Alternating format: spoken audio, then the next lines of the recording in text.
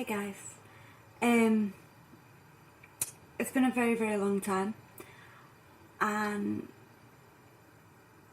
it's been so hard to be able to, I know I'm on Instagram every single day and I'm doing all these vlogs and so many people say about how I make people's day, I make people laugh, and since I got ill I tried to go and be able to pick up the phone and just make a video about thinking about it now.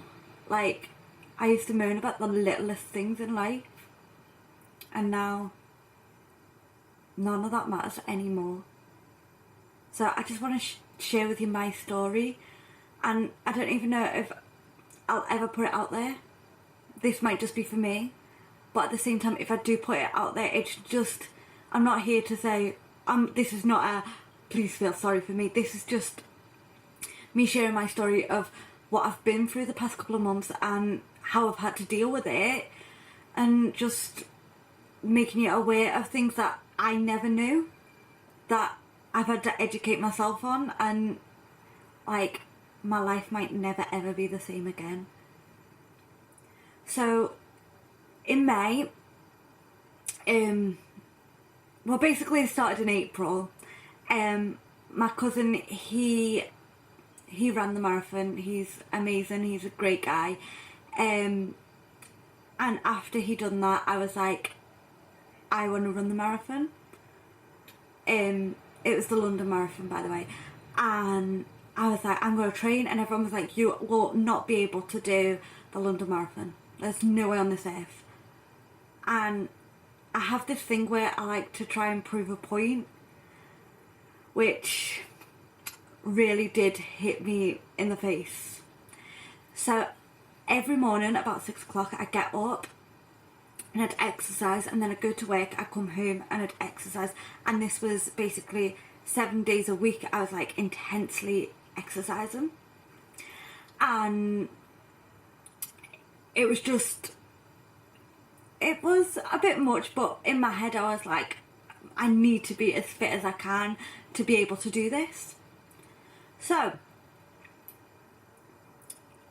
it was at the beginning of May. I was out, it was a lovely day, and I was in the garden and I was doing my exercise and I was doing burpees, and my back just went, I felt it pull, and I was like and I knew at that point, I was like, stop, do not carry on, I'm only going to do myself more damage. And so I rested for a couple of days, but the pain just didn't go away. I mean, I still went to work and everything, but I was in a lot of pain. And so I went to the walk-in centre in the hospital, and they were like, yeah, it looks like you've strained your back, you're going to be okay, just rest and everything will be okay. So I was like, okay. And then a week later it still wasn't right, and I went into Warrington Hospital, and I was taken to 3 different departments and no one knew what it was. And then basically they were just like, oh, it's just still your back. And I was like, but my legs like just felt like they were in so much pain, and I didn't know what to do. And I kept saying, it's my legs, and they're like, no, you're fine, it's just your back. So off I went again, and then I carried on, and I remember we went to see a band one night, and it was Wild Youth we went to London to see them, and it was a great night, we all had a great time. And I remember my legs were hitting again and I was struggling to walk, and I was like, something's not right. But I carried on, we really enjoyed the night. We came home the next day and we'd gone to my cousin's barbecue, and I was feeling really unwell, and by the end of the night I was just vomiting. At that point I knew something really wasn't right, and I remember ringing the doctors and I was like, it was my back. I was like, I know I can't stop being sick. And they were like, it looks like you've picked up a virus, you should be okay. But my back had stopped hurting me from them. I carried on with normal life, and I'd gone back to work, and I was limping, and I was struggling a lot to even just walk. And this was ridiculous, like what was going on with my body? I have no idea. So anyway, a couple of weeks, I think it was 2 weeks later, we went to see Spice Girls in Manchester, and I remember I was struggling to walk. I took some painkillers and I was okay, and we had like a really good night. And it wasn't until the end of the night, when we were getting ready to leave the stadium, that I couldn't move my legs. Every time I tried to take a step, it felt like my foot was broken, and this was with both feet. And I remember crying, saying to my sister, like, what's going on? I literally couldn't move my feet, and we were like literally rushing to get the last train home as well, and I was like, I can't walk. But we managed to get, after a big massive hoo-ha, we did manage to get home. But that's for another day, that story. So anyway, I got home and I remember taking my shoes off, and my feet had swollen so much that when I took like my shoes and my socks off, that I had these rashes on both my feet, which later I found out that I'd burst the vascular veins in my feet, and I was just in so much pain that I could cope. So anyway, I'd had enough. I was like, what the hell is wrong with me? And so I went and I seen a doctor like the next day, and she turned around to me and she was like, it looks like you've got arthritis. And I was like, how can I have arthritis? Like, I am like life and soul of a party. You see me walking onto the dance floor, I think I'm Beyonce. I'm like, now how can I have arthritis? I'm 27. But she was like referring me to this rheumatologist, and I was like, okay. And now this, I didn't hear back from them for a couple of weeks, so I had to try and like continue on. And like I still had like these events, these concerts that I still had to go to. Well, I had a choice. I could go to them or I couldn't. And I was like, I could not let this just stop me from doing everything I love doing. And it was a struggle, but we still managed to do these shows. But like, we've had to adapt to everything to like the way we used to. I mean, for God's sake, I couldn't even get myself dressed. I couldn't even go to the toilet by myself. Like, what was happening? Don't get me wrong, at one point I thought I was dying. I was like, you hear so many times people like, oh yeah, it's just this, and then all of a sudden it's like, there's nothing else we can do for you. And you know what, still to this day, if I'm honest, I'm still waiting for that to happen. But it is what it is. So anyway, I went and seen this rheumatologist, and she did all these exams, and she was like, it looks like you've got reactive and rheumatoid arthritis. Obviously I don't do things by halves, and this was something that, yeah. And she told me that my immune system had shut down. I mean, I was having pains not only in my feet, in my knees, in my hands. My hands swell to something that, and the veins just pop out. It is horrendous. So she put me on these steroids, and thank God for these steroids, because as soon as I started taking the steroids, I was able to start walking again.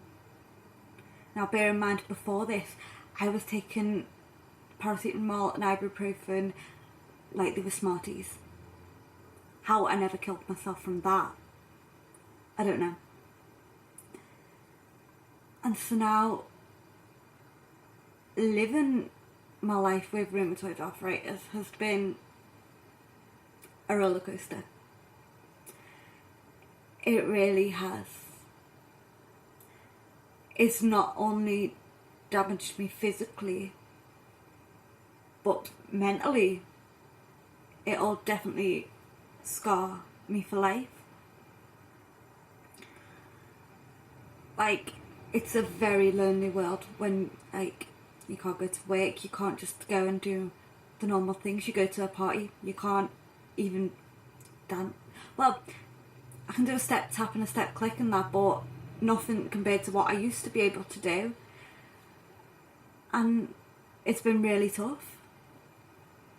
Like, and it was only a couple of weeks ago that, well, first I went to Disney, and you'll see this in a vlog, because what I'm hoping to do from this is I have got a blog, which I will link to this as well, but I'm going to do all these different vlogs, like, of basically trying to live my life as normal as I can with having this.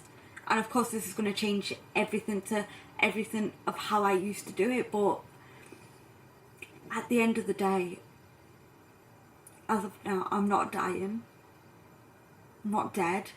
People live with this every day of their life. And yeah, there are days and nights where, like, I can stay up crying till 2 o'clock in the morning. It has made me depressed. My anxiety's been through the roof. But at the end of the day, you know, this happens. This is God's way. And we have to deal with it and make the most of it. So obviously, like, a couple of weeks ago we went to Florida, and it was the most amazing time, but don't get me wrong, I definitely did struggle. And I don't know if it was the heat, my body was so swollen, but I had to make the most of it. I have two choices in this life. I can go, this is it, I've got this disease, there's nothing else I can do, and I can just sit there. Or I can take it in, like, try and prepare myself for things that I have to do, and just make the most of life living with this. Since I came back off holiday, I was put on a new form of medication, which is methotrexate. For anyone who doesn't know what methotrexate is, it's a low form of chemotherapy. When I was told this, I never even realised how serious my illness was. And when I was told about the side effects and everything, I was like, what? Now, I've not suffered too badly with any of the side effects. I mean, I could have lost my hair.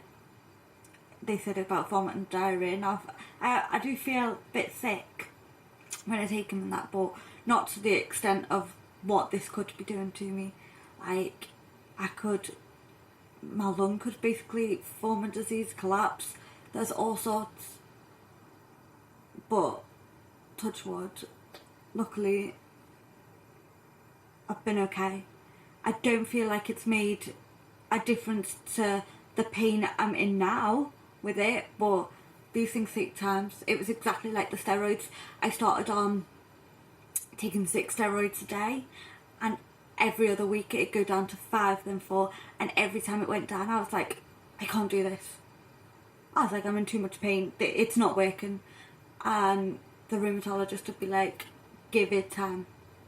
Because there's things like in your head mentally prepares yourself for this, and it's like, I can't do this.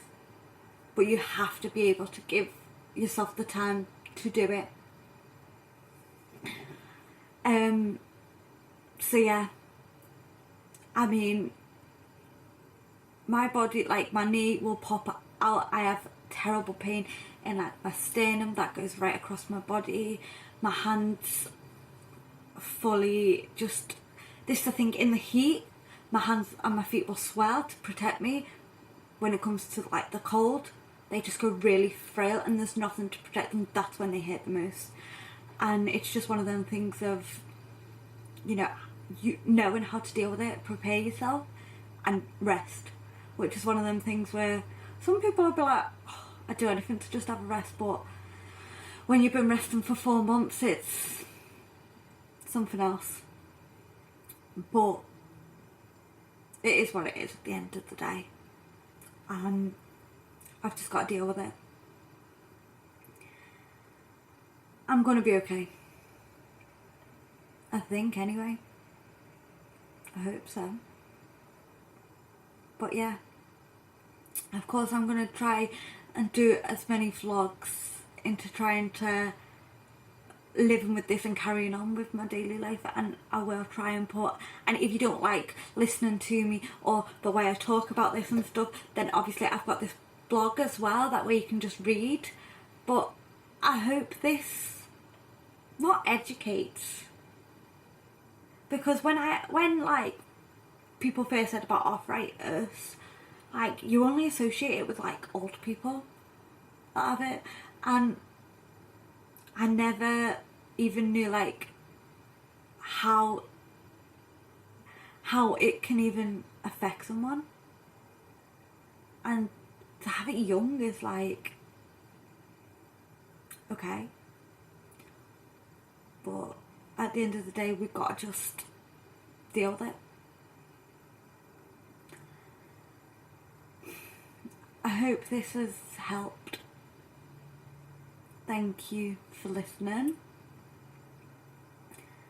And yeah,